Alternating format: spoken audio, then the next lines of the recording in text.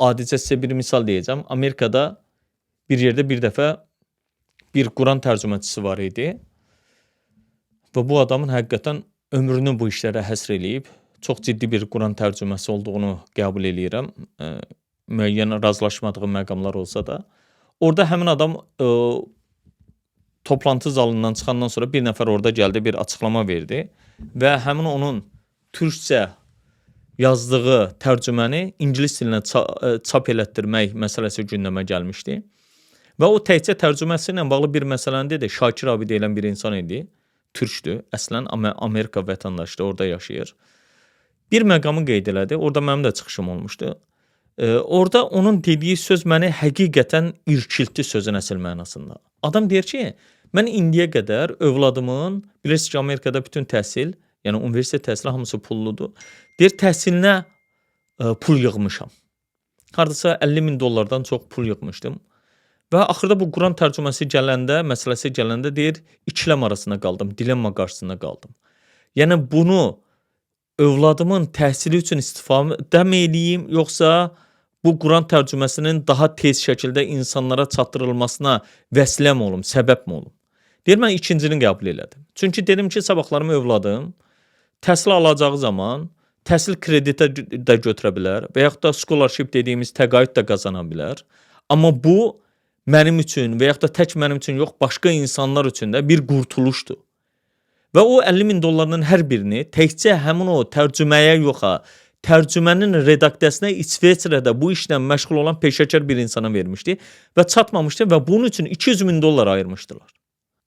Yəni ona görə deyirəm ki, elə məsələlər var ki, məsələyə fərqli şəkildə yanaşmalıyıq. Bilirsiniz necədir? Bəzən bir iş olanda həmin o daşın altına əlimizi qoyub birlikdə qaldırmağı bacarmalıyıq. Biz məsələyə çox sadə yanaşırıq. Oturdu, yazdı, tərcümə elədin, qoydun. Xeyr, məsələ elə deyil. Çox ciddi bir arxa planı var. Bəzən bir ayə üçün bir neçə dənə kitabı oxumaq lazım olur. Və yaxud da bir ayə üçün, baxın, sizə bir qəribə gələcək. Bizdə bir məqaləni oxumaq üçün internetdən girirsən, yüklürsən, baxırsan. Məsələn, mən elmi işimlə bağlı bəzən ingilis dilində bir məqaləni, baxın, demirəm, alıb oxumaq üçün. Təkcə müəyyən bir müddət kiraya götürürəm. Kiraya götürmək üçün bəzən 26 pound pul ödəyirsən. Və yaxud da Amerikada həmin o elmi işindən bəlkə içindən 5 dənə mövzunu istifadə eləyəcəksən, 5 dənə paragrafı istifadə eləyəcəksən, bəlkə 5 dənə sunoskasını yazacaqsan, yəni iqtibas yazacaqsan, ondan ötəri 120 dollarlıq kitab olur.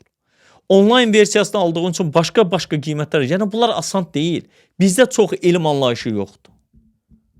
Ona görə bu günlərim elm adamları yatırlar. Ona görə elm adamları bu günlərim 750 manat, 800 manat alırlar. Ona görə elm adamları bu günlərim bəzi elm adamı kimi bilinən insanlar o öz rəhbərlərinin gözünə girməkdən ötəri mənim əleyhimdə çıxışlar eləyə bilirlər. Güya mənə söz atırlar. Ondan nəsə qazanmağa çalışırlar. Deyirəm, halal xoşunuz olsun.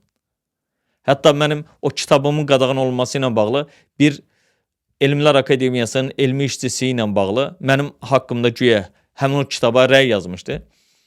Məhkəmədə qaldırdım ki, bu rəyi yazdığı, gətirdiyi statlar 13-cü əsrdəndir. Mənim gətirdiklərim 7-ci əsrdəndir. Yəni bununla bunu müqayisə eləmək olmaz. Halbuki həmin adamı sonra mükafatlandırdılar. Mənim əleyhimə çıxışına görə gətirdilər. Bu günlərim Azərbaycan İlahiyyat İnstitutu müəllimlərindən biri halına gətirdilər. Həm Elmlər Akademiyasından dedilər maaşını al, həm də buradan daha yaxşı, digər universitetlərdən daha yaxşı maaş verdilər. Yəni bəzən mənim əleyhimdə çıxış eləmək mükafatlandırılmadı onlar üçün. Tək onlar deyil, bəzi məsələn müxtəlif sektaların, təriqətlərin, qrupların, icmaların üzvləri var. Mənim haqqımda danışdıqlarına görə onların olan sponsorlarından çox güclü vəsaitlər alırlar. Bunu mən bilirəm. Əksinə insanları oyatmaq fikrindəyəm. Ayıltmaq fikrindəyəm. İnsanları bu Qurana səsləmək fikrindəyəm. Vəssalam. Məqsəd budur.